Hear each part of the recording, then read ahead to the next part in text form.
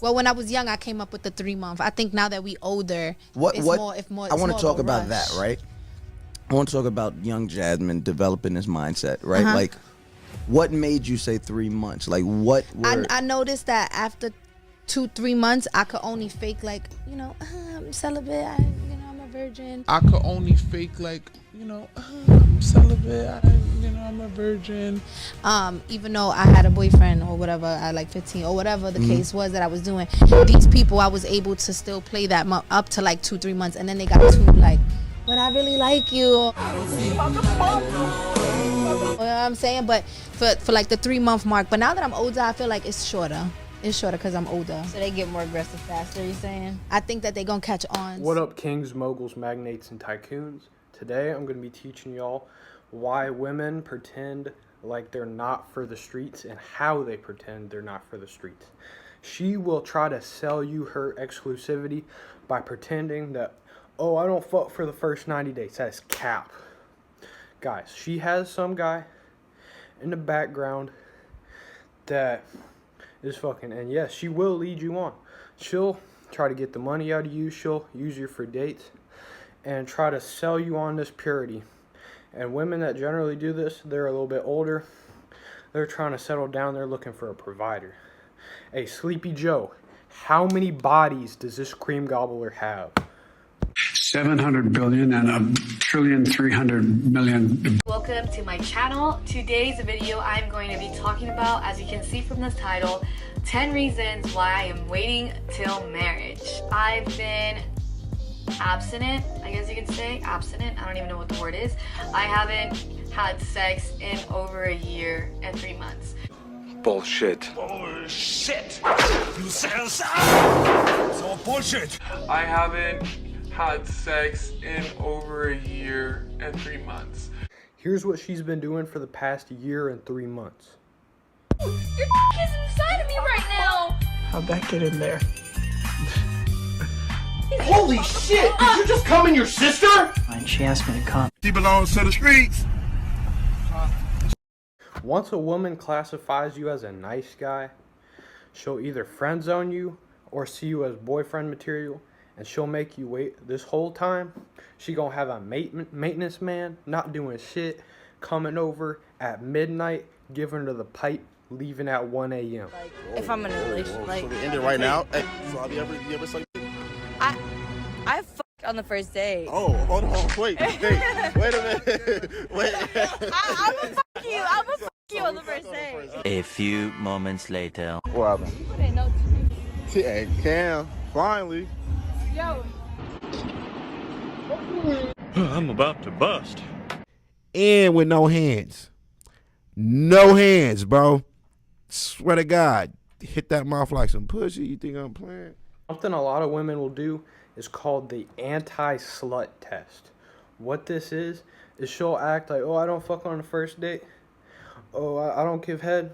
And the simp will be like, okay, we can wait. But the real one, he gonna be like, man, start the cap.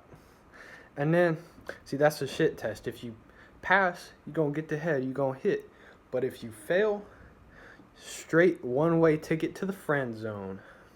Alright, guys, I'm gonna tell y'all a secret. So watch this next clip. That I'm slutty because I have big breasts, but it's not true. I'm slutty because I have low self-esteem. Them is the ones that was easy to get ran through. A lot of the baddest girls you see have the lowest self-esteem, and let me tell you why this is. See, on social media, they got all these simps just calling them the most beautiful thing, just boosting up their ego. Sometimes even like paying for feet pics and nudes and stuff. But you see in real life, these simps, when they see girls like this, they'll run to the nearest tree. The guys that actually approach them are the bad boys, are the Jaquaviuses, the Tyrones, the Tyreeks, the Tyrells, the 2-3s, the Chads. And the kings, the moguls, magnates, and tycoons. See, these guys, they got options. And when they got options, they don't gotta try too hard. So what ends up happening is sometimes they'll end up cheating on them. They'll end up treating them like a piece of ass that occasionally makes some annoying noises. and this tears down their self-esteem. So don't be fooled by the outer like stuck-upness, because inside it's like an egg. You might have a fuck buddy or something along those lines, that like a person that you hang with or that you're just like kind of having sex with, kind of just like in the meantime, kind of like a Mr. Right Now. And that person is like, not that you're settling for them, but you're kind of just hanging out with them in the meantime until somebody comes along that you really click with. And I think that if that time period goes on for long enough where you're just like hanging out with this person, just fucking them, and it's just so like, it's just whatever, like you don't hate it, you don't love it, it just is happening. Once you finally find or meet somebody, not even saying like to date them, but once you come across somebody again that you kind of have that spark with, you're like, like that's what it feels like to really like somebody again. Like you do forget. I feel like a lot of people will be like, okay, well, like you can grow to love someone or grow to like someone over time, but like it shouldn't have to be that way, because you know, there's like that really great feeling when you meet someone and it's not even like you necessarily know them all that well, but it's just like different kinds of situations in which like girls are gonna have a maintenance man. See, there's times when they're single and they just got a guy just to like hold them over until they get like a boyfriend. Then you got the situation where they're just in the hoe phase, they're just fucking everything that can walk. And then there's the situation where they're married and they got the stability, they got the beta male provider, and then they'll step out on him with the guy that got the good dick. I'm known as a dream team in a couple of frats because the amount of threesomes I have. Oh, man. It's a dream team because of the amount of threesomes she's had. I had a foursome to get back at this guy. Them is the ones that was easy to get ran through. College girls are some of the freakiest, sluttiest creatures on this planet. And let me tell you what causes this. See, a lot of girls will have very strict, overbearing parents, so they won't be able to party, they won't be able to do anything in high school. In college, it's like they got out of prison. And then they'll just be fucking anything that walks. Threesomes, foursomes, gangbangs, everything. And look, it's great that we got girls on the internet telling us the truth about female nature. So you know I'm not just pulling stuff out of my ass. You see, this female psychology I'm teaching you about, it actually works. This is how they think.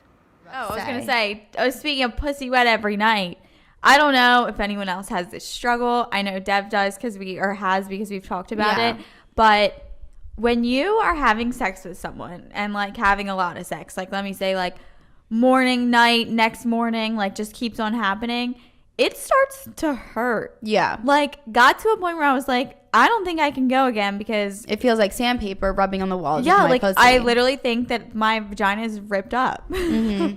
No, it gets sore and it's almost like you fuck so much that you become dry. Dickin is as dry as a fucking camel's arsehole in a fucking desert storm. Look how stringy that is. Like you can't even get wet because it's just like you haven't even had that time to like recuperate. Yeah, that's really dry. Look, it's just like being in the Sahara Desert. Look, it's like a mouthful of sand. It's like sand in an hourglass. Yeah, like I just need to recover a little. I need a day. Yeah. They look dry. No, that happens. Like I've been with people where I'm fucking them so much that too much is too much. Like it's not even that I don't want to mentally. Oh yeah. Or physically. It's just that like I can't because my pussy hole is sore. Right. And it actually hurts. Like it's uncomfortable. I want to. But I can't. But yeah, it's just gonna like hurt. Guys, I'm gonna give you some high level advanced game. You gotta watch these girl podcasts. You gotta read their like feminist books, like The Power of the Pussy and all that shit. Because see, this is what the girls that you're dealing with are watching. This is what they're reading. So now you can see how they think. Listen, once you understand how they think, you can be about 10 steps ahead of them. So you'll already know, like, oh, she sees me as a nice guy. I'm not even going to waste my time with this. Oh, she sees me as the maintenance man.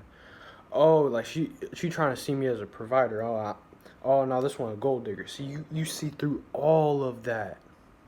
That's why you got to stay educated. You got to really understand their psychology. Nothing to do, and I'm just with them. I got nothing to do, and I'm just. You ever worried about losing a lick? Like if you holding out on a certain nigga too long, he might just get bored and go off, or you got No, because I've already gotten what I, you know, if you leave, it's like, okay, next. Damn. Golly. I want to talk to you. Animalistic. Women have way more options than you, especially if you're dealing with a bad one. Listen, as soon as you start slipping off a masculine frame, as soon as you start catching feelings, as soon as you start getting pussy whipped, she already texting your replacement. She probably already cheating on you with the replacement, and she'll try to do things to push you away. And eventually, if you're so like pussy whipped that you don't break up with her when she's trying to get you to break up, then she'll do the breakup. But listen, you got to know they got options, and you can't get too attached. I hope y'all learned something from this video. Have a blessed one, never have a stressed one. I'll see y'all in the next one.